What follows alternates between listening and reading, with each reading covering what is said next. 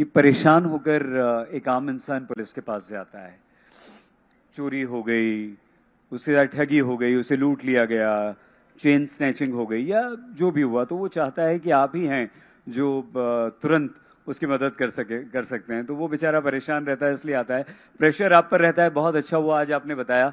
Sir ये Rajesh sir, क्या operation bazooka क्या है ये operation bazooka sir? Mike mike mike. ये ऑपरेशन बजूका, आपने एक अपराधी का नाम सुना होगा, श्री प्रकाश शुक्ला, गोरखपुर का रहने वाला यहीं था। पड़ोस के ना? हाँ, गोरखपुर के रहने वाले थे। गोरखपुर का बड़ा आतंक था सर, बहुत आतंक था। उसकी जो क्राइम का जो उसकी एज थी वो सिर्फ 5 साल थी। 5 साल में इतना नाम सर? और 5 साल में उसने यहीं लखनऊ में एक 31 मार्च 98 को एक बहुत बड़े बाहुबली हुआ करते थे, वीरेंद्र शाही जी, वहाँ के गोरखपुर के ही थे। और बाहुबलियों का आप सब जानते हैं, काफिलों में लेके निकलना, बंदूकों की राइफलें बाहर निकाल के चलना, बहुत बहुत बड़ा नाम था उनका बाहुबलियों में। उनका विरोध हरिशंकर तिवारी एक दूसरे बाहुबली थे, उनसे था। किसी बात को, किसी टेंडर या किसी ठेके को लेके श्री प्रकाश और वीरेंद्र शाही की अदावट हो गई। 31 मार्च को यहीं इंदिरा नगर में, लखनऊ में, स्प्रिंगडेल स्कूल है, स्कूल के बाहर उस दिन रिजल्ट डे था बच्चों का, छोटे बच्चों का स्कूल था। तो 200-250 बच्चे रहे होंगे और उनके सारे पेरेंट्स थे। वीरेंद्र शाही एक किसी अपनी महिला मित्र के साथ जहां रुके हुए थे, वहां से निकल के एक किसी मकान पे जा रहे थे जो उन्हें खरीदना था। ये अपने 2 साथियों के साथ उसी भीड़ में जहां पेरेंट्स थे वहीं खड़ा हुआ था। फिर इसने पहले पीछे से गोली मारी, वो गिर गए। वो महिला मित्र थी, वो एक छोटा बच्चा था, वो वहां से चले गए। उसके बाद उसने गोली मारनी शुरू की, उलट पलट के मारी। ये कंफ्यूजन हो गया कि हार्ट किधर है, तो 5 गोली इधर मारी, 5 गोली इधर मारी। और ये पूरा वाकया, वो छोटे छोटे बच्चे, 100-125 बच्चे होंगे और उनके पेरेंट्स ये देख रहे थे। दिन के 11 बजे की बात है।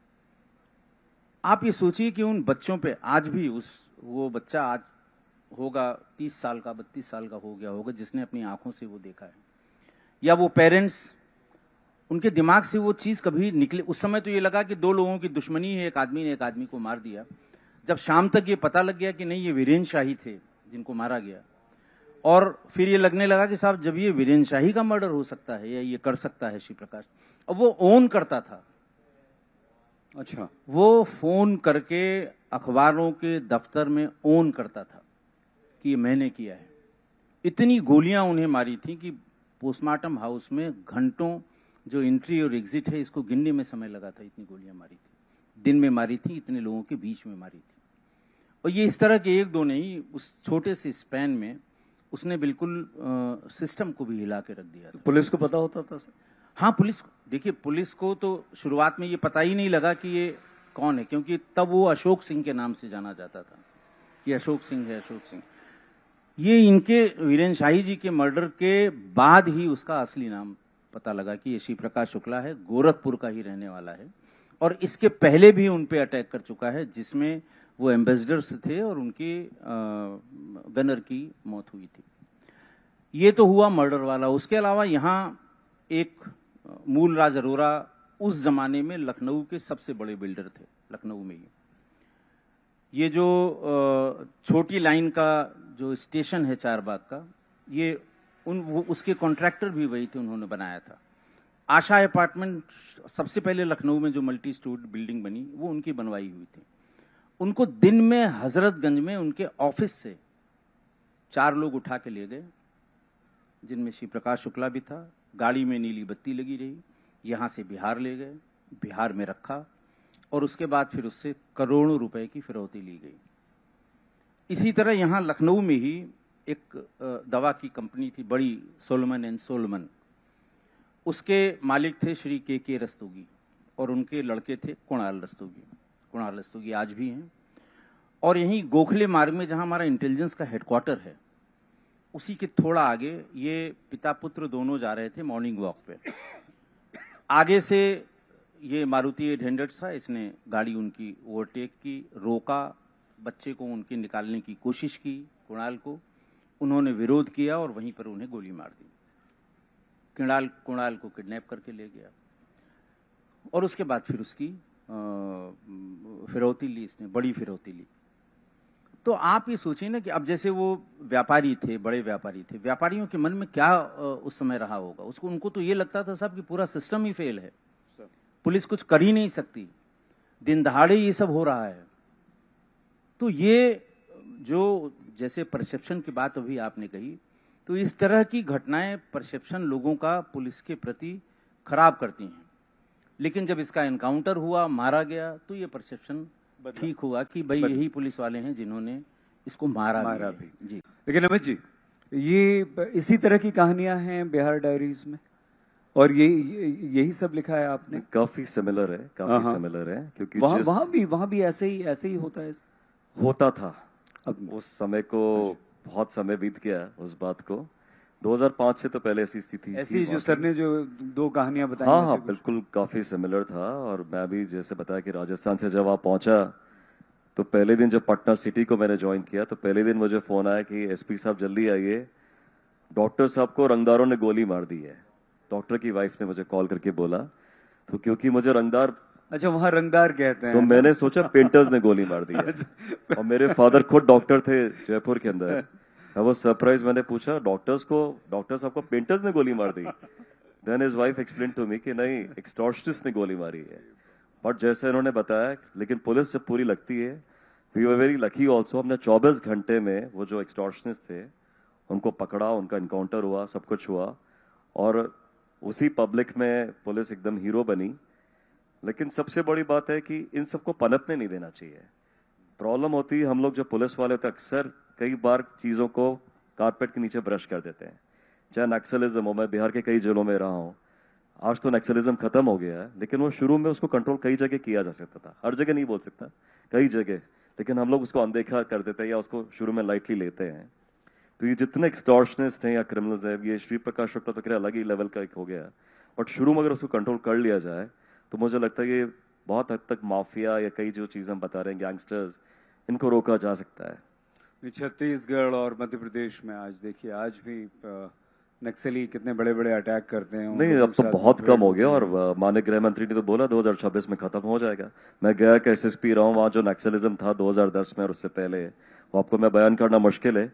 लेकिन आज मैं जब आईजी गया बना था 3 साल पहले, तो कोई तुलना ही नहीं थी। जहाँ पुलिस वाले 100 की टोली में भी जाना मुश्किल था, हमारा लैंडमाइंस थी, क्या क्या नहीं लगा रहता था। और 2021 के अंदर बड़े आराम से पंचायत इलेक्शन में मेरी खुद की गाड़ी पहाड़ तक गई, जहां हम लोग, रोड्स भी नहीं थी, पैदल हम लोग 20-20 किलोमीटर पैदल चलते थे। तो बदलाव तो बहुत जबरदस्त आया है। तो पुलिस का परसेप्शन भी बदल रहा है, पुलिस की कार्यशैली भी बदल रही है। लेकिन पहले रिसोर्सेज भी नहीं थे। आप ये भी सोचिए आज रिसोर्सेज कितने हैं, टेक्नोलॉजी है, मैन पावर है, तो सारी चीजें बदल रही है। इसलिए सोसाइटी में अब क्राइम्स ही डिफरेंट तरीके के आ गए। क्राइम, साइबर क्राइम हो रहा है, अलग चीजें हो रही हैं। कैसे आपने सोचा अमित सर कि मैं इन सब बातों को एक किताब का रूप दूं?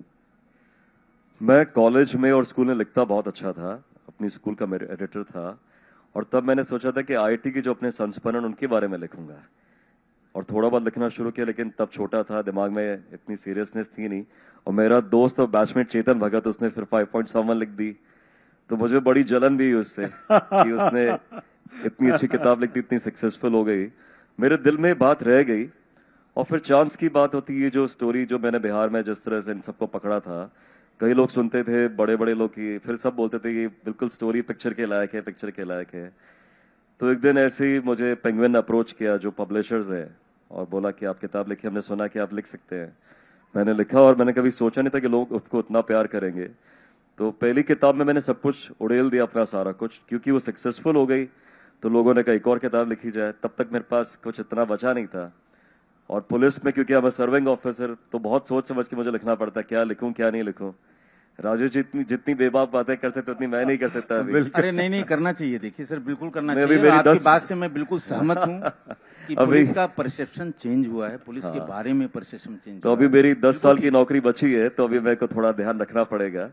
लेकिन उसके बाद मैंने ये सब चीजें लिखी। दूसरी किताब लिखी लाइफ इन यूनिफॉर्म। उसको भी कई लोगों ने पढ़ा, इवन यूपीएससी एस्पिरेंट्स पूरे इंडिया में पढ़ते हैं, और मुझे बहुत खुशी होती है कि यूपीएससी के इंटरव्यूज तक में पूछा जाता डिस्कशन है। हुआ जी उसका। जी, बिल्कुल बिल्कुल। मुझे रोज मैसेजेस आते हैं कि सिर्फ यूपीएससी में हुआ, इसमें हुआ, आईपीएस बन गया मैं इसकी वजह से।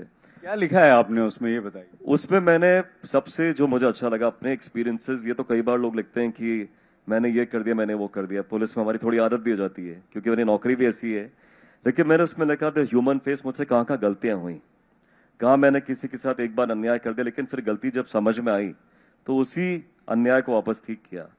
वो मुझे बहुत अच्छा लगा, कैसे किसी जूनियर को डांट दिया, किसी पे विश्वास नहीं किया। पुलिस में अक्सर ऐसा होता है, किसी सबॉर्डिनेट के बारे में एक ओपिनियन बना लेते हैं कि ऐसा है वैसा है। वो सारी चीजें उसमें लिखी, और मैंने जो मेरी टीम ने काम किया, जो अनसंग हीरोज होते हैं इंडियन पुलिस के, चाहे पैरामिलिट्री फोर्सेस के, उनके बारे में लिखा, कितने सैक्रिफाइसेस वो लोग करते हैं। और ह्यूमर इसमें भी बहुत ज्यादा डाला है, और बिल्कुल खुलकर इसमें लिखा मैंने सारी चीजें। और तीसरी किताब अभी मेरी अप्रैल में आने वाली है, वो मैं विनोद सर से, एडीजी साहब से डिस्कस करता हूँ। मुझे लगता है वो भी लोगों को बहुत ज्यादा मजेदार लगेगी। वो फिक्शनल है इस बार, लेकिन सारे मैंने रियल लाइफ जो आसपास चीजें हमारे होती हैं वो सारा मैंने इसमें जोड़कर उसको डाला है। मुझे लगता है काफी इंटरेस्टिंग किताब है वो भी। चेतन भगत को थ्रेट कर रहे हैं आप? नहीं, बिल्कुल भी नहीं। देखिए, फिक्शन लिख रहे हैं आप, अगली किताब आप। हाँ, फिक्शन थ्रेट तो कर ही रहे हैं आप। But inspired by real life stories. आपको बिल्कुल लगेगा कि आपके आसपास सब कुछ हुआ है। जी। राइट सर, आपने कैसे सोचा, आपको कैसे विचार आया कि मुझे लिखनी चाहिए, किताबें लिखनी चाहिए, सारी बातें पब्लिक में आनी चाहिए?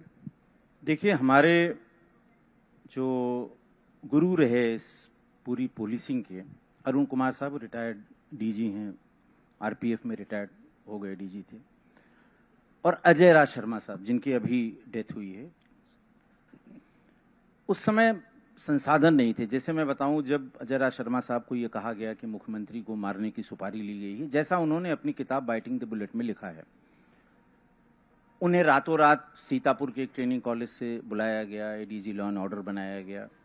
अगले ही सुबह अरुण कुमार साहब हम लोगों के पास आए कि एक यूनिट बननी है जो सिर्फ एक व्यक्ति पे काम करेगी, श्री प्रकाश शुक्ला। भी शायद पहला मौका था हिंदुस्तान में, क्योंकि वीरप्पन वाली जो एसटीएफ बनी वो कई स्टेट की पुलिस साथ में लेके बनाई गई, और यहाँ सिर्फ एक स्टेट में, बड़ा स्टेट उस समय उत्तराखंड, ये दोनों एक ही था, और उसमें एक व्यक्ति के लिए एक यूनिट बनाई गई, और सिर्फ एक व्यक्ति पे काम करने के लिए, और 6 महीने में ये काम पूरा करने के लिए।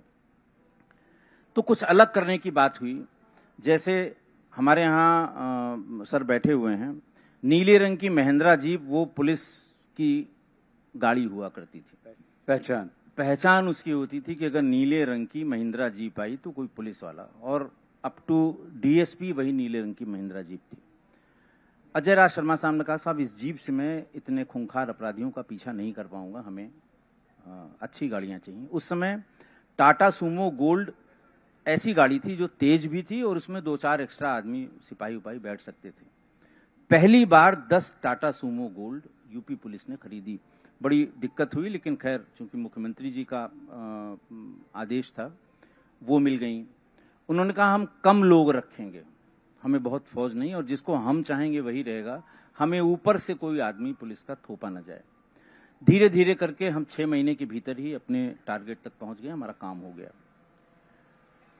वो जमाना मोबाइल शुरू हुए थे, सीसीटीवी कैमरे कहीं लगे नहीं थे, जीपीएस की लोकेशन आप ले नहीं सकते थे।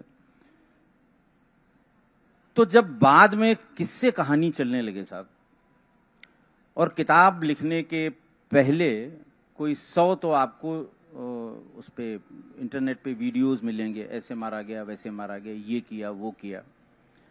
अरुण कुमार साहब भी लिख रहे थे, कुछ लिखना चाह रहे थे, लेकिन कुछ एक बंदिश ये लग गई शायद कि 3 साल के भीतर आप, रिटायरमेंट के 3 साल के भीतर कुछ लिख नहीं सकते, कुछ इस तरह की बात आई थी।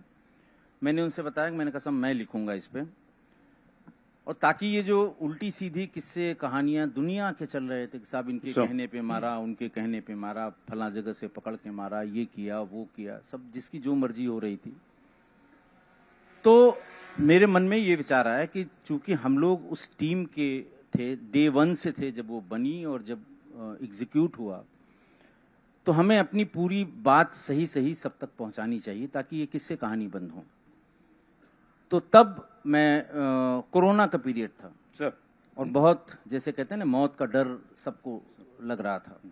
उसी समय ये किताब लिखनी भी शुरू की और अपने लोगों से पूछ के, दिन भर खाली रहते थे, जहाँ कहीं मिस होती थी डेट या टाइम, जो टीम के लोग थे उनसे पूछ लेते थे, अरुण कुमार साहब से पूछते थे, अजय राज शर्मा साहब ने बड़ी मदद की इसमें। तब जाके ये किताब, और ऑथेंटिक एक बार आने के बाद फिर किससे कहानी बंद हो गया, नहीं तो जाने कितने इस पे बहुत जरूरी मूवीज बनी और जाने क्या क्या बना।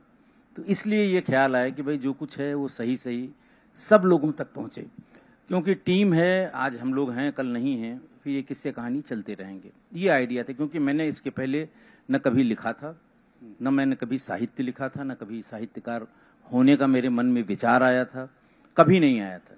तो ये प्रेशर कि जो कुछ हुआ है उसको लिख दीजिए ताकि सनद रहे, ये उसके पीछे लॉजिक थी, ये उसके पीछे विचार। सनद रहे सर, सनद है। बहुत धन्यवाद। मजा बड़ा आ रहा है आपके ये जो किस्से आप सुना रहे हैं सब सुनने में।